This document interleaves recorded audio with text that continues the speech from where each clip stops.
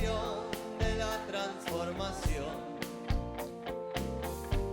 ¿Cuándo fue la última vez que sonreíste de tan solo recordar? Bueno, acá estamos de nuevo, otro programa más. ¿Cómo andas, Emi? ¿Cómo estás? Muy bien, Seba. Contenta. Esto es, bueno, estás haciendo un esfuerzo sobrehumano. Sí, se me notó. Se notó que algo se rompía dentro mío cuando lo dije, ¿no?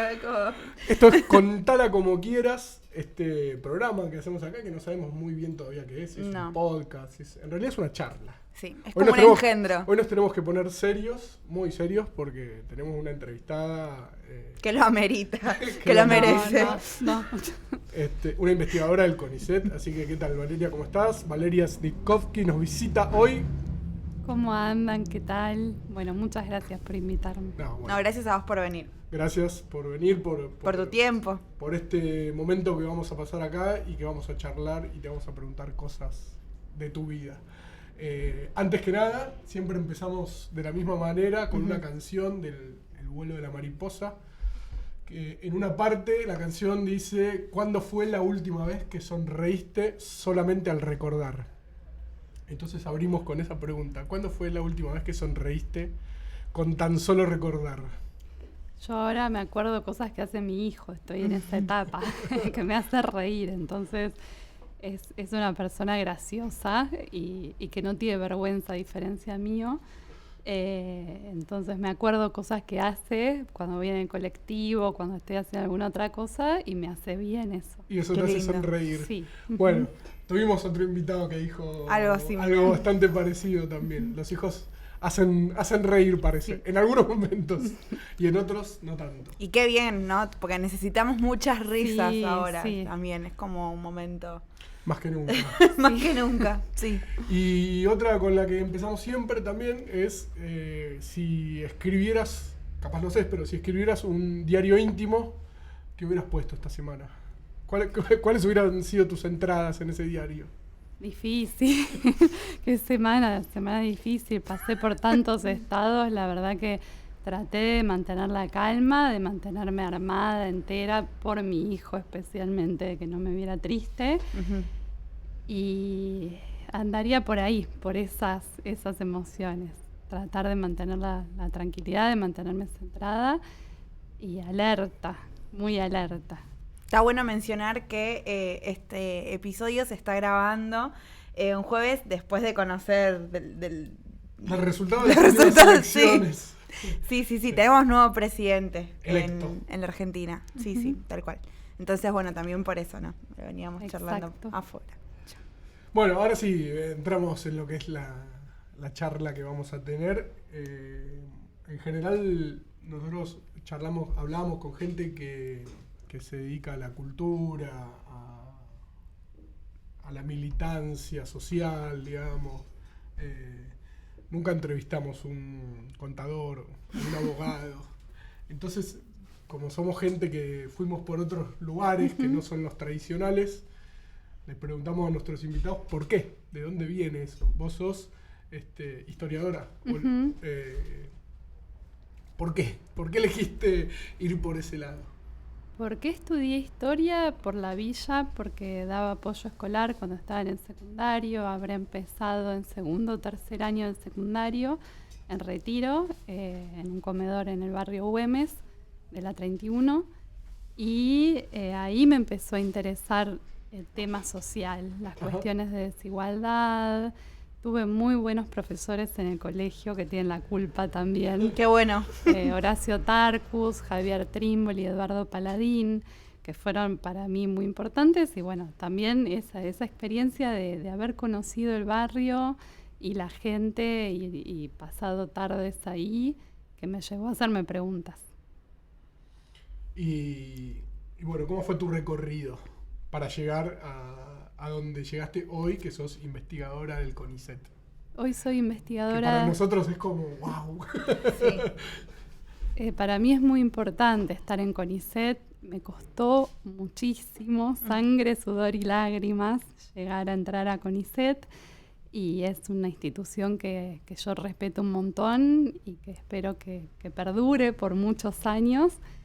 ¿Y cómo llegué ahí? Porque me interesa investigar. Bueno, ustedes que están en el periodismo seguramente saben lo lindo que es enterarse de algo que nadie más sabía y encontrar la beta y poder profundizar. Con la historia, a diferencia del periodismo, uno le dedica muchos años al mismo tema. Entonces se queda en un tema y va tirando del hilo y van apareciendo una cantidad de cuestiones que son infinitas, y eso es hermoso porque se va armando un problema, toma forma, aparecen nuevas preguntas, nuevas respuestas, nuevas fuentes, y eso es en el día a día. Es una tarea hermosa de investigar el pasado, y fui llegando, ya como les decía, hice la carrera de historia. En la carrera vi que la cuestión de la villa no existía. No era, había una nota al pie en un libro sobre montoneros que decía que eran unos lúmpenes que podían estar en cualquier lado, básicamente en la derecha, en la izquierda, que no tenían muy claro, no tenían un norte.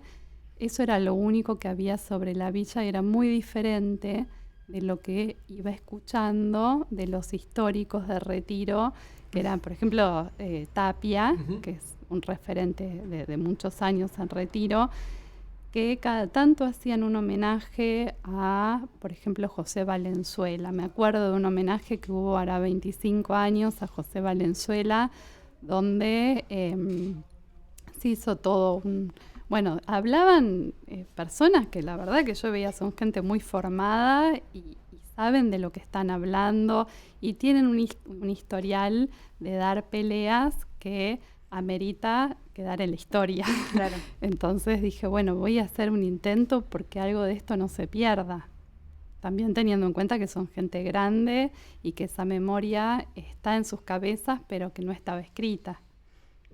Sí, que no estaba archivada ahí en algún lugar, ¿no? Hagamos el asterisco. Teófilo Tapia, vecino histórico de Retiro, de los famosos históricos de Retiro, quien estuvo al lado del padre Mujica. Del padre Mujica, del padre Carlos, como le dicen ellos que estuvieron al lado de él. Lo pueden buscar. Hicimos varias entrevistas. Mundo Villa, varios informes con él, en su comedor y todo. Perdón, Emi, te interrumpí.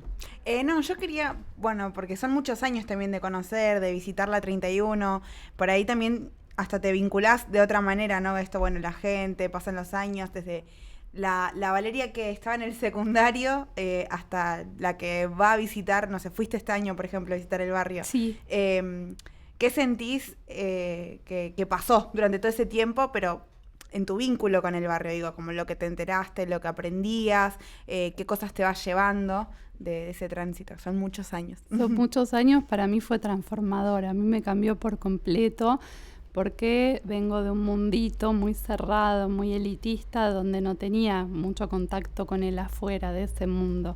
Y empezar a dar apoyo escolar ahí me hizo notar que había todavía un lugar donde los chicos jugaban en la calle, jugaban al fútbol ahí, que podían estar solos. También era otra época, ahora es diferente. En esa pregunta sobre qué cambió en estos años, sí se puso más violento. Cuando yo daba apoyo escolar, lo sentía como un lugar muy, muy tranquilo en ese sentido.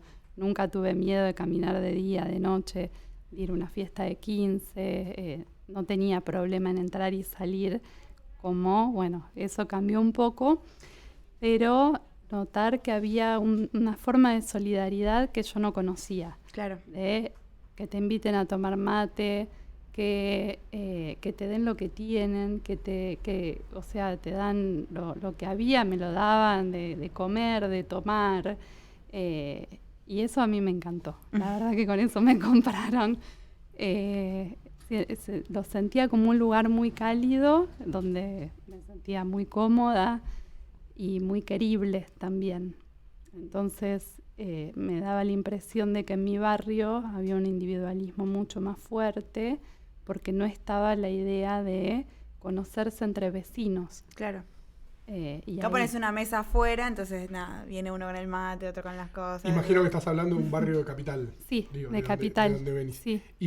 Y ¿qué es lo que esto que decías del apoyo escolar? ¿Por qué llegás ahí a dar apoyo escolar? Yo tenía un amigo que era un exnovio, que que me invitó, que después no fue más, pero yo seguí. Y me encantó. Yo fui y eso, me gustó la alegría que había asados, había música. Él estaba yendo con un grupo que él iba con unos compañeros del colegio a ese comedor de Soria.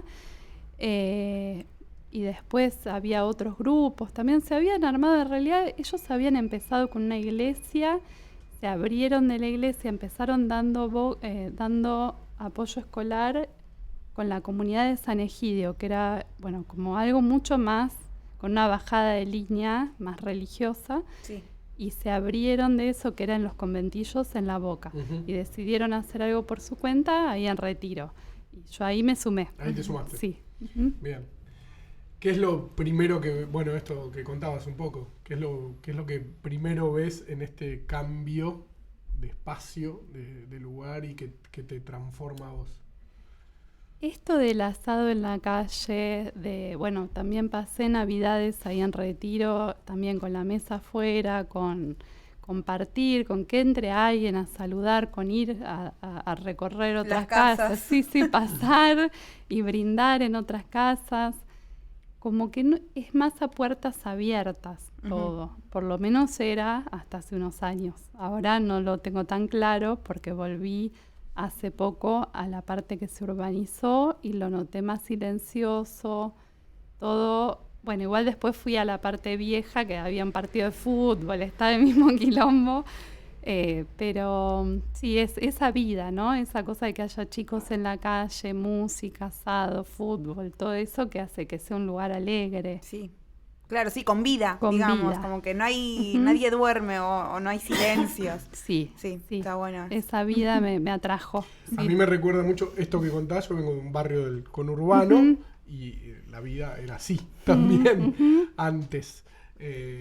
Ahora se recuperó bastante, por suerte, porque en Avellaneda, de donde soy, hace 16 años que tenemos un intendente que transformó por completo nuestro municipio y hoy ves de nuevo gente en la calle tomando mate, compartiendo cosas, pibes jugando a la pelota. Sé que somos la mejor ciudad del mundo y una excepción, pero bueno, volvió a pasar todo eso que antes pasaba mucho, sacar la música a la calle, mesas largas, Navidad o Año Nuevo, cortar la calle, los vecinos, todo por cuenta propia y pasar fiestas, pasar cumpleaños así muy en comunidad. Comunitario. Sí, de hecho, cual. me acuerdo que nosotros nos íbamos de vacaciones con mi familia y le dejábamos la llave a la vecina para que riegue las plantas, para que... Yo vivo en Capital hace 20 añlos y hay gente que no conozco en el mismo edificio, pero no los conozco realmente. Entran y salen y yo no sé si están, quiénes son, no sé quiénes son, no los conozco, no tengo ni idea. Hay igual también una cosa ahí de... Vos fuiste a dar apoyo, te quedaste porque, bueno, esto, te enamoraste por ahí de la esencia o de esta idea de comunidad del barrio. Pero me imagino que en el medio también por ahí... A mí me pasa, que soy vecina, que muchas veces me peleo yo con el barrio y después me termino amigando y vuelvo a pelearme. Es como una relación un poco tóxica que tengo con algunos aspectos. ¿Te pasó eso en algún momento de decir, bueno, no sé, como siento que esto lo que estoy haciendo no tiene un porqué y después estabas ahí igual dando apoyo escolar y te amigabas y como sucede mucho por eso? Es como... Sí, yo la verdad que por ahí tengo una mirada un poco romántica del tema porque iba los domingos, iba con amigos, me invitaban a las casas a tomar mate, a comer algo, entonces mi mirada de afuera era cómoda, digamos. No, nunca me metí. La parte linda. La parte linda, por eso no llegué a pelearme porque me imagino lo que debe ser en el día a día cuando aparece un conflicto. Yo eso no lo viví desde adentro porque siempre entré y salí, bueno, y cuando empecé a tener más obligaciones, porque ya era más grande y tenía que estudiar, rendir finales, empecé a trabajar, ahí ya dejé de ir todos los domingos porque no. Pero mientras fui, lo hice como, bueno, algo que me divertía y que me hacía bien. Bueno, y esto te marcó tanto que le dedicaste 20 años a una investigación sobre la historia de las villas en la ciudad de Buenos Aires, que es tu tesis de grado. De doctorado. De doctorado. Ujú. Tesis doctoral y un libro absolutamente hermoso que, bueno, contanos un poco de qué se trata. El libro tiene una edición hermosa que es de la editorial Bisman, gracias también a la Fundación Tejido Urbano que hizo posible que esto dejara de estar en el cajoncito de la tesis y circulara un poco. Y se trata de también esto que les decía, de esa experiencia que hizo, por ejemplo, que desde distintas villas de la capital en plena dictadura se pudiera ganar una serie de juicios para frenar las erradicaciones. Durante la última dictadura fueron desalojadas por la fuerza más de 200.000 personas de las villas de la ciudad. Para ponerle un límite a eso, se organizaron cantidad de instancias, por ejemplo, las cooperativas de autoconstrucción con un apoyo muy fuerte de los curas villeros de esa época, y la Comisión de Demandantes, que fue esta organización que también con apoyo de los curas, por ejemplo, el padre Pichi Messeiheyer fue el primero que participó como testigo en uno de estos juicios, que fue el juicio que sentó jurisprudencia y que permitió que las otras villas pudieran imitar esa estrategia y quedarse en la capital. Bueno, yo conocía medio de oído esas historias y cuando en la carrera estaba estudiando la historia del movimiento obrero argentino, fui encontrando algunos paralelismos, algunos puntos en común con la organización sindical de base, porque había un cuerpo de delegados, había una comisión vecinal, pero que a mí me hacía acordar a las comisiones internas de fábrica, había coordinadoras, todas palabras que me llevaban esa otra historia y que era la misma gente, eran portuarios, eran ferroviarios, gente de la construcción que tenía experiencia sindical. Entonces, con esa idea de que la experiencia del lugar de trabajo se fue aplicando en el barrio para lograr, como de máxima, bueno, frenar las erradicaciones en dictadura, pero también en momentos más silenciosos, de un perfil más bajo, conseguir ladrillos, conseguir un dispensario, distintas cuestiones que no hubieran sido posibles sin esa Una boca de experiencia. agua. Claro. Que esa experiencia Una hizo canilla. tal cual, hizo posible que en las villas de capital haya o hubiera en esa época toda esa infraestructura, el tendido de luz eléctrica, bueno, un montón de cuestiones que estaban resueltas gracias a que había referentes muy formados que lo hicieron posible, que sabían negociar, sabían confrontar, sabían cómo conseguir estos recursos. Con eso escribí la tesis licenciatura y después seguí. Y seguiste, a mí me impresionó, vuelvo al dato porque digo, 20 años es un montón de tiempo para para un trabajo, para una investigación, son muchísimas horas, es... Una dedicación que no sé si la gente, porque bueno, uno lo ve así, dice es lindo, es un librito, ve un par de fotos y dice qué lindo, no sé, googleaste algo, visitaste un par de familias, lo tenés, y no, atrás hay todo un trabajo de investigación de sentarte, me imagino hablar incluso con las familias muchas, Sí. ¿no? De las que aparecen acá, para conocer también la historia de formación de esas familias, de ese sector del barrio que se iba... Esto, ¿no? Que tenía su primera canilla de agua, el tendido eléctrico, que es muy movilizante también. Sí. Bueno, algo que me gustó mucho cuando estaba haciendo la carrera fueron los talleres de historia oral. También cuando estaba terminando la carrera de historia, llegaron como unas ideas nuevas que tenían que ver con enseñar que la palabra hablada era tan importante como el documento escrito, porque eso viene de afuera, de otras metodologías de historia, pero me enganché mucho con la idea de ir a hacer entrevistas y las voces, es cierto, que te dan otra perspectiva, hablar con la gente, tomar nota, grabar, tener la palabra hablada, no es lo mismo porque transmite de otra manera diferente que el documento escrito. Ujú. Tiene otra potencia. Tiene otra Sí, potencia. Tiene otra potencia, sí. absolutamente. ¿Qué historias a lo largo de la investigación, algunas que nos puedas contar, fuiste encontrando que reafirmaron, que te confirmaron que ibas por el camino correcto, digamos, que era, sí, es esto, quiero seguir con esto, quiero seguir por acá? Bueno, yo primero el tema de la comisión de demandantes me hizo querer meterme con el tema porque me encantó. Yo no podía creer que le hayan ganado un juicio a la dictadura y que nadie lo supiera. Sí, había un libro de Eduardo Blaustein que se llama Prohibido vivir aquí, que cuando lo leí me pareció impresionante, además muy bien escrito.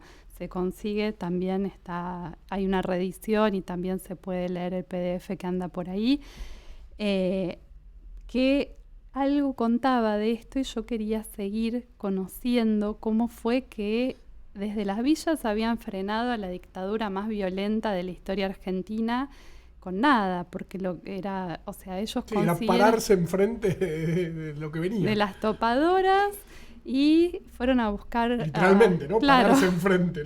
pararse enfrente de las topadoras que venían a arrasar Sí. con todo. Sí. Y que había todo tipo de abusos, se robaban máquinas de coser, lo que encontraran se lo apropiaban. Bueno, era una historia muy difícil y cómo hicieron para enfrentar eso con los recursos que tenían. Eso fue lo que más me movilizó para empezar a hacerme preguntas. Ahí entrevisté a los abogados, que eran 2 abogados recién recibidos, sin ninguna formación, fue su primera experiencia cuando los defendieron. Y a los referentes.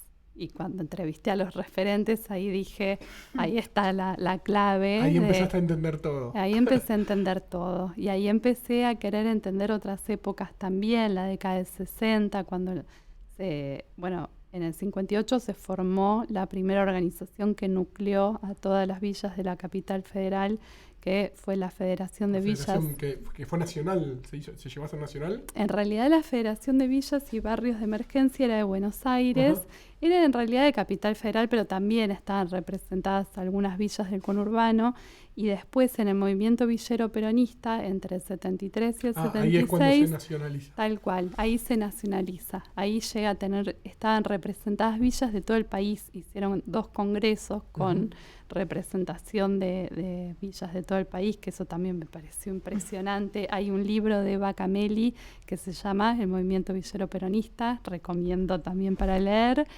Y entonces, bueno, fui yendo época por época tratando de reconstruir esa historia que no existía en la carrera y que no existía también en el pasado argentino. Invisible, ¿no? Invisible. Como otra vez. Invisibilizado Sí. absolutamente, Ujú. sí. De hecho, a mí muchas veces me preguntaron por qué no uso un método etnográfico, por qué no lo veo desde la antropología. Y yo quería hacer historia, porque hay flor de historia ahí. Claro. Y trabajé en estos 20 años, pero me falta un montón, porque es una historia enorme. Si vamos más allá de Buenos Aires, ni hablar. Sí, obvio. Bueno, no sé, yo quiero pasar como algo más actual. Porque está bueno también pensar en esto, en la historia de lucha que hay, que fuiste conociendo, que te metés, que decís que te emocionás. Bueno, hasta hace algunos años se hablaba de erradicar las villas y de que había que pasarles la topadora, como que la idea de que las topadoras tenían que arrasar con los barrios estuvo siempre. Creo que en algunos lugares o sectores todavía está vigente ese discurso. ¿Qué crees que pasó en el medio para que se hable de urbanización? ¿Y qué sentiste vos cuando escuchaste eso también? Sí, nosotros decimos que la gran batalla que dimos desde el principio como medio de comunicación y Mundo Villa tratando de instalar términos distintos fue pasar de erradicación a urbanización y a llegar hasta hoy que se habla de integración social y urbana. Yo creo que hubo 2 cosas centralmente. Una es que la dictadura dejó una marca muy fuerte en las villas que quizás hoy no esté tan presente, por ahí se fue borrando, pero cuando se recuperó la democracia estaba muy presente el recuerdo de los desalojos. Yo les decía, más de 200.000 personas fueron desalojadas por la fuerza. Eso significaba perder todo, porque te tiraban abajo la casa y no les daban otra vivienda como contrapartida. Era, bueno, ir a la calle. Entonces, eso marcó mucho a la generación que vivió desde el 83 en adelante y asumió como una bandera muy importante la radicación, poder quedarse en el lugar donde estaban. También, bueno, teniendo en cuenta que vivir muy lejos de la capital significa viajar mucho para poder trabajar, para poder subsistir, para tener una escuela de calidad, para tener un hospital público. Entonces, también en el mundo, la otra cuestión, además de esta bandera que se hizo carne en un montón de personas que vivieron esa experiencia, la otra cuestión es cómo fueron cambiando los paradigmas internacionales, por ejemplo, la idea del derecho a la ciudad, que es una idea que en el mundo está tomando mucho mayor peso porque se está reconociendo que, bueno, que el pobre tiene derecho a habitar la ciudad por estas cuestiones. Bueno, Casi qué suerte. Casi como si fuera un ser humano. Casi. Pero entonces, bueno, reconocer que esa idea que está muy instalada, que a los pobres había que desplazarlos a las periferias, bueno, fue perdiendo crédito en el mundo. Sí, recordemos que erradicar significa Sí. arrancar, quitar de raíz. Esa era la idea, ¿no? Básica. Exacto. Y después ahí también incluso el juego que hay entre las colectividades que se asientan en una villa, que vos decís, ya atraviesan por un proceso de desarraigo, que dejan sus provincias, dejan sus países, sus pueblos. Entonces como vivir eso 2, 3 veces es terrible, es realmente muy doloroso. Exactamente. Entonces eso marcó mucho a la gente que lo había vivido. Y bueno, fue como la principal demanda que no exista más la erradicación y poder quedarse donde estaban. Y después en el mundo también se empezó a instalar la idea del derecho a la ciudad, la idea de la urbanización y la integración sociourbana más recientemente. Uh-huh. Estas son palabras más que tienen menos tiempo, pero que también vienen de experiencias que funcionaron muy bien en otras ciudades del mundo, como Medellín, donde efectivamente esa inversión en las laderas de las montañas, en las zonas más alejadas, esa inversión en infraestructura, en transporte, en integración, sirvió para que bajaran los niveles de violencia y hubo una toma de conciencia de que era mejor para todo el mundo Claro. que los barrios estuvieran integrados. Entonces, me parece que hubo un doble movimiento, uno desde acá, desde la gente que vivió esa experiencia y no quiso repetirla, la experiencia de los desalojos masivos, Uh-huh. y desde afuera, donde también los organismos internacionales de crédito estuvieron más permeables a dar plata para las urbanizaciones, por suerte también. ¿Y cómo crees que se desarrolla ese proceso más actual de urbanización acá en nuestra ciudad? Yo creo que en el momento en que estamos, bienvenidas las urbanizaciones. Después, bueno, digo, porque estamos en un momento un poco regresivo ahora en cuanto a los Apenas. derechos. Bueno, Apenas no siglo sabemos. XIX, que estamos volviendo al siglo XIX, más o menos. Veremos qué Por suerte viene. estamos muy en discusiones que avanzan, no que atrasan, ¿no? Entonces, con este panorama, bueno, bienvenida a tu urbanización. Sí, hay diferencias claras entre Rodrigo Bueno, Chacarita, Lugano y Retiro, que son las 4 urbanizaciones más avanzadas, donde se usaron materiales muy diferentes, la calidad de las construcciones es muy evidentemente distinta, y donde en Retiro, en la 31, bueno, es bastante precario todo, pero bueno, igual bienvenido que exista esta idea de mantener, de respetar el lugar que eligieron las personas que fueron a vivir ahí, porque tenían a sus vecinos, como decías antes, porque tenían una comunidad que sirve de apoyo y de contención, y porque alrededor está todo lo que la ciudad da en términos de transporte, de hospitales, de educación, salud y todo lo demás. Sí, además que, bueno, el barrio Mujica, la 31, es generaciones ya que han sí. nacido ahí, digamos. No hay posibilidad de desarraigo. ¿Cómo se hace eso? Es imposible realmente.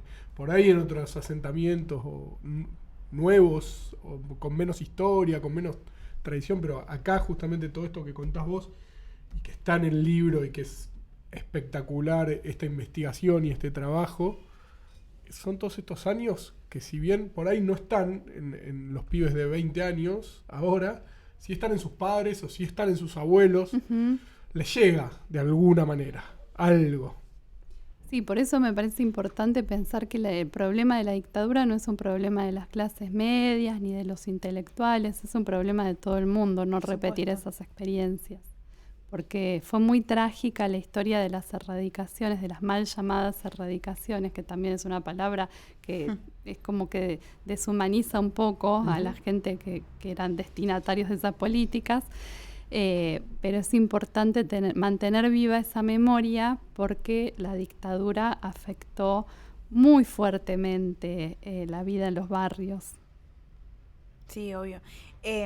A mí hay una cosa muy simbólica que me parece, bueno, uno puede criticar un montón cómo fue el proceso de urbanización, o qué se hizo mal, qué se hace bien, pero no sé, para mí hay algo muy simbólico que es que en el DNI 4 años atrás todavía te figuraba en la dirección manzana, no sé, 4, casa 38, y que ahora ya tiene un nombre, ¿no? Como, eso también es algo impresionante.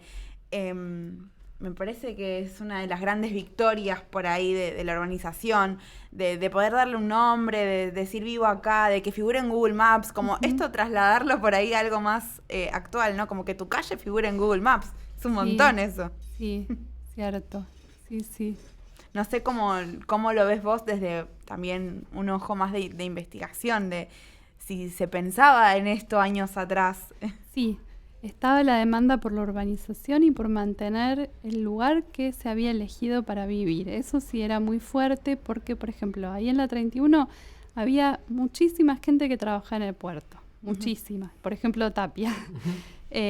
Pero la cuestión de trabajo era algo que estaba muy metido en el día a día, entonces tener que irse al tercer cordón del conurbano y bueno, sin fábrica, sin lugar donde trabajar era una tragedia. Entonces la demanda por quedarse en el mismo lugar existió siempre. Es un poco en momentos donde se inicia la protesta fuerte y se hacen sentir, ahí por ejemplo en la Villa 31 es con el paro portuario muy grande que hay, ¿qué es eso? ¿Década del 60? Sí, en el 66 hubo una huelga portuaria muy importante que se sostuvo desde las villas. Hubo una coordinadora intervillas que sostuvo la huelga cuando el sindicato estuvo intervenido.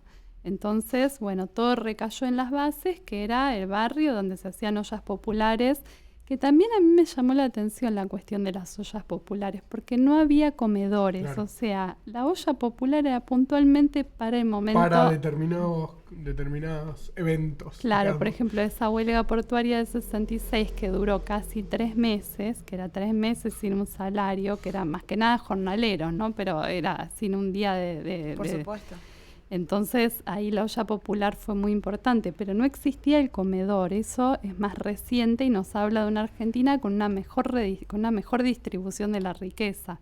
Es decir, había trabajo, había casi pleno empleo. En los momentos de desempleo no se comparan con, por ejemplo, el 2001.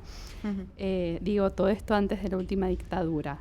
¿Y el surgimiento de los comedores qué viene? ¿A partir de años 80? Sí, a partir de fines de los 80. Fines de los 80, sí. O sea, sí. Ya con la salida del gobierno de Alfonsín y la llegada de Menem, más o menos ahí, en esa transición. Sí, que también empezaron... Símil crisis 2001, ¿no? Ese claro. 89, 88, 89...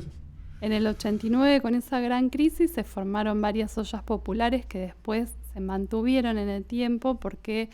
Por primera vez no eran ollas que duraban para una cuestión puntual, sino que era algo más regular. Asistencialista incluso ya, ¿no? Se necesitaba gente que si no comía ahí, no comía. Exacto, y empezó a aparecer el asistencialismo muy fuertemente y eso le sacó mucha autonomía a las organizaciones territoriales, porque de pensar que todo el mundo tenía para comer a el comedor, hay un límite muy fuerte en cuanto a la autonomía.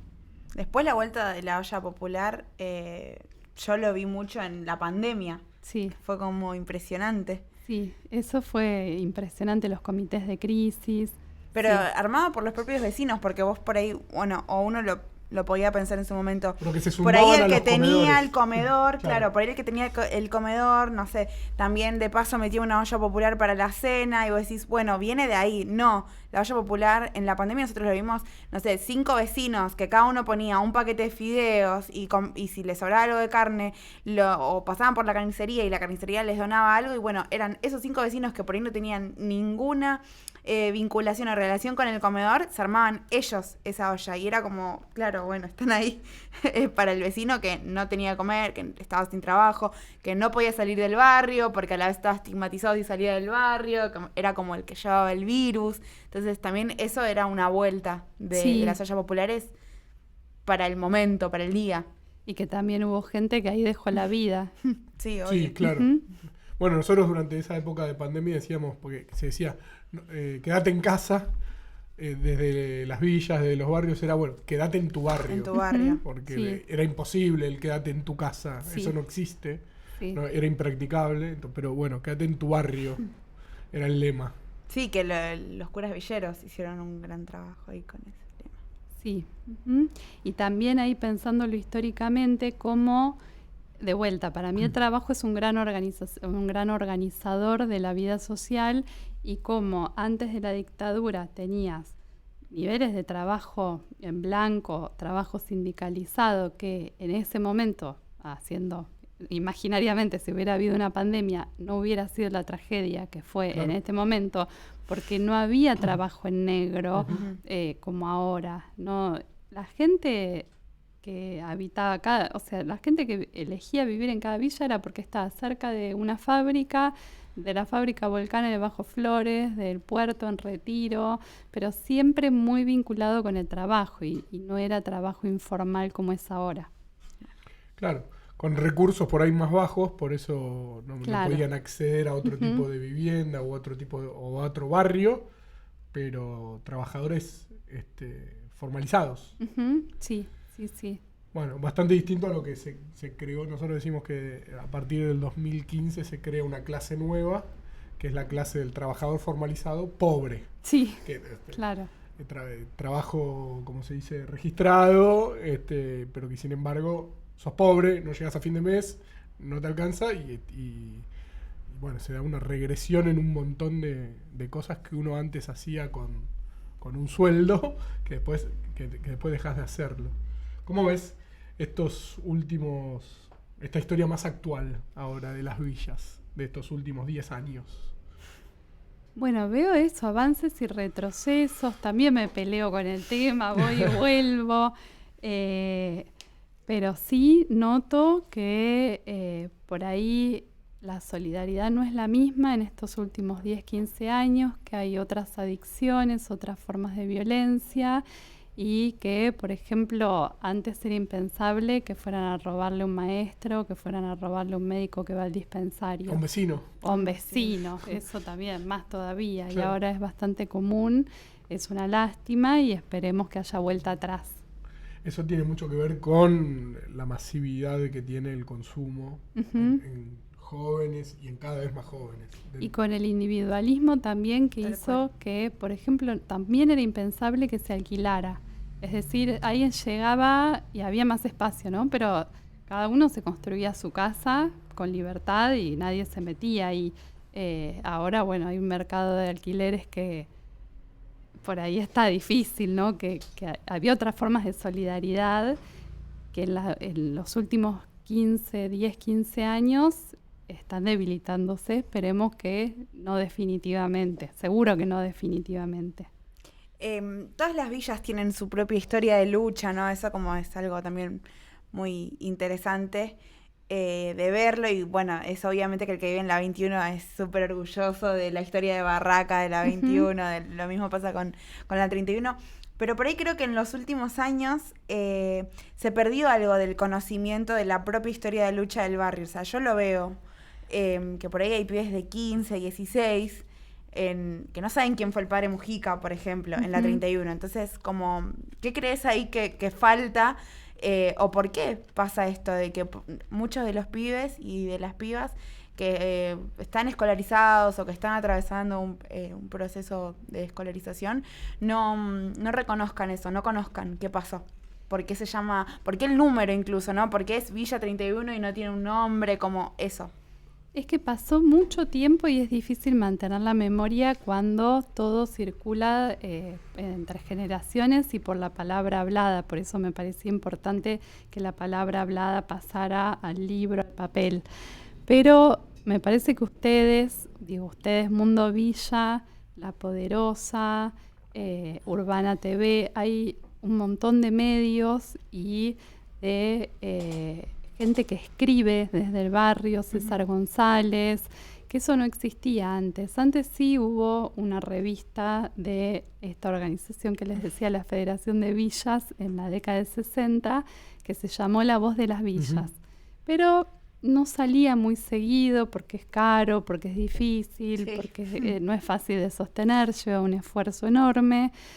Y era una sola publicación, después hubo otras, pero no en la cantidad que hay ahora. Entonces, entre todo el pesimismo de cómo se va olvidando esa historia, hay algo muy bueno que están ustedes replicándola y de sostenerla en sosteniéndola, sí, es muy importante eso. Y hay algo que es muy bueno también, que es esta cuestión de la identidad villera, que se recupera como algo a lo que se le quita la estigmatización, ¿no? de lo que era la palabra villero, villera. Es como la identidad villera se transforma en estos últimos años, digo. Tal cual. Por eso los curas villeros se autodefinen de esa manera y por eso me cuesta dejar la palabra villa y usar barrio popular, porque me parece que es políticamente correcta, pero que tiene otra carga, es diferente. Sí, yo estoy recontrapeleado con lo del barrio popular, me parece un eufemismo como el de gente en situación de calle. Exacto. O sea, son eufemismos para alivianar conciencias que no tienen nada que ver con una realidad. Tal cual. Y porque además vos decís, bueno, quiero borrar Villa de lo académico, pero después tenés movimiento villero, no sé qué, escuela villera de tal cosa. Como eso también está bueno, reivindico mi identidad. Como decía antes, que por ahí los pibes no conocían la historia de lucha de su barrio, también veo esto, que ellos no dudan 2 segundos en decir, soy de la Villa 31, como que te van a plantar de una, no está eso, que por ahí antes uno decía, bueno, si digo Villa, me van a mirar mal, no sé, como me voy a comer un comentario, eso también está bueno. Sí, tal cual, sí. Bueno, ¿con qué estás ahora? Uy, ahora después de tanto tiempo de investigación, después de tanto laburo, porque ¿cuándo se imprimió el libro que fue, digamos, el objetivo final? No, final no, porque como les decía, esto es un pedacito de la historia, falta un montón. Ahora el libro salió en octubre del año pasado, se presentó en octubre del año pasado. Y en el medio, bueno, encontré otras cosas que dije, ay, lo hubiera incluido. Me quedó afuera, bueno. Pero no, ahora estoy trabajando con historias de otras ciudades de Río de Janeiro, de Santiago de Chile, del movimiento de pobladores, que es impresionante también la historia que tienen en Chile. Conozco bastante lo de Chile, fue la primera urbanización, toma de tierras de Latinoamérica. Sí, La Victoria. Y hablé con gente de ahí. Mi viejo vivió 15 años en Chile por laburo, así que me conecté bastante con gente de las poblaciones, como le llaman a las villas en Chile. Y tengo un par de entrevistas grabadas que después, si querés, te las puedo pasar. Sí, genial. Si encuentro esos audios por ahí, con gente que participó de esas primeras tomas del barrio La Victoria, que son de hace más de 50 años ya. Pero le hicimos entrevistas cuando cumplieron los 50 años. Bueno, esas historias son impresionantes y es muy poco lo que se conoce acá de lo que pasó allá, lo mismo que con el movimiento cooperativista de Montevideo, de Uruguay, de distintas ciudades de Uruguay. Entonces, ir viendo entre países y entre ciudades qué experiencias hay también para que se vayan retroalimentando. Que igual son ideas que fueron circulando por otros lugares, que no son los libros, ¿no? Pero sí, hay experiencias muy interesantes. Bueno. Y para finalizar con algo más personal y ya salir de acá, vamos a volver a mostrar el libro acá a cámara, que es hermoso. Se puede conseguir en PDF. Con una edición preciosa, Si querés volver a nombrar a quienes hicieron esto posible. Está el PDF en tejidourbano.net, que es el sitio de la fundación que hizo posible que existiera el libro, y de ahí, si ponen la opción de imprimir, se pueden bajar el PDF. Bueno, nosotros lo vamos a disfrutar. Pero después, volviendo un poco más a tu formación, ¿qué otra cosa te gusta de la historia o te interesa de la historia? Muchas cosas. La historia argentina contemporánea es lo que más me interesa, pero bueno, la historia medieval, todo lo que tenga que ver con lo no tan solemne, no tan formal, que es gente viviendo y haciendo cosas que parecen imposibles y al final no, al final se podían conseguir, como el juicio del que les hablaba, que bueno, en plena dictadura le ganaron desde las villas a Cacciatore, que era el intendente, y ese tipo de experiencias de la historia me encantan, cuando por abajo, subterráneamente, la gente de golpe consigue algo que dices, ¿y esto de dónde salió? ¿Cómo lograron esto? Sí, sí. ¿Y cuáles tenés así? Por ejemplo, que recuerdes que hayas leído, que hayas conocido y que te hayan impresionado y que no sean tan conocidas. Digo, porque el cruce de los Andes lo conocemos.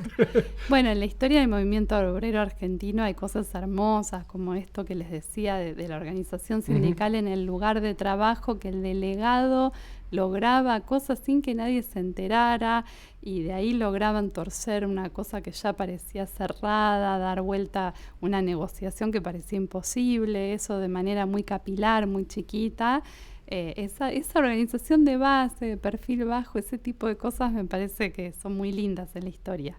Elegiste contar la historia de las villas a partir del hecho del juicio, bueno, que le ganan a Cacciatore. Si hoy tuvieras que contar otra historia, como ¿qué hecho sería el inicio de la nueva historia de las villas? ¿Qué otro hito? Bueno, ahora hace menos tiempo me encontré con Villa Desocupación, que fue la primera villa conocida con ese nombre en los años 30, entre 32. ¿En la Costanera? Tal cual, en la Costanera Norte, en Palermo. Y era una villa de inmigrantes europeos, de polacos, de gente más de Europa del Este, que también tenían su organización de desocupados, que eso me pareció muy interesante ver cómo creíamos que las organizaciones de desocupados habían nacido en la década del 90 y ya había en los años 30 desocupados pidiendo cosas, pidiendo por la tierra, por la vivienda, pero también por el trabajo, y eso es como el nuevo punto de partida que encontré. Excelente. Hay un montón, me imagino la cantidad de historias que después uno puede rescatar. Varios libros para buscar, para leer, recomendados. ¿Algún material audiovisual que también nos quieras recomendar o que te haya gustado, que hayas visto, que te haya impactado? Bueno, antes de empezar estábamos hablando de los curas villeros, que son los grandes protagonistas junto con la gente de los barrios, ¿no? Pero de estas historias, y está el documental de Facundo Di Filippo, Pichi, el jesuita del pueblo, sobre el padre Pichi Metzger, y después también hay un documental muy lindo que es Ladrillos Capitales, sobre Rodrigo Bueno, sobre la Villa Rodrigo Bueno, que también recomiendo. Bueno, hay cantidad de cosas. Crónicas Villeras, que es una película más vieja, pero hermosa, también transcurre buena parte ahí en Retiro, también en el Bajo Belgrano, que era la Villa 29, que ya no existe. Crónicas Villeras está en YouTube, de Carmen Guarini y Marcelo Céspedes. Esa es muy buena y la recomiendo un montón.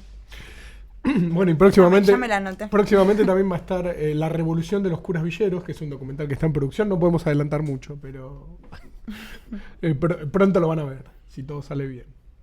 Bueno, te agradecemos muchísimo por tu tiempo, por haber venido, no nos conocíamos, por la predisposición desde el primer mensajito que tuviste para este encuentro. La verdad que fue un placer. También estuvo muy bueno lo que aprendimos con tu investigación, y se la vamos a hacer llegar a Pepe seguramente. Muchísimas gracias. Y quedamos a la espera de todo lo otro que está ahí, los proyectos, las ideas que andan circulando. Gracias, Vale. Un gusto, me encantó. Gracias. Bueno, nos vemos la semana que viene. Nos vemos. Contala como quieras. Sí, a ver qué sale la semana que viene. Dale.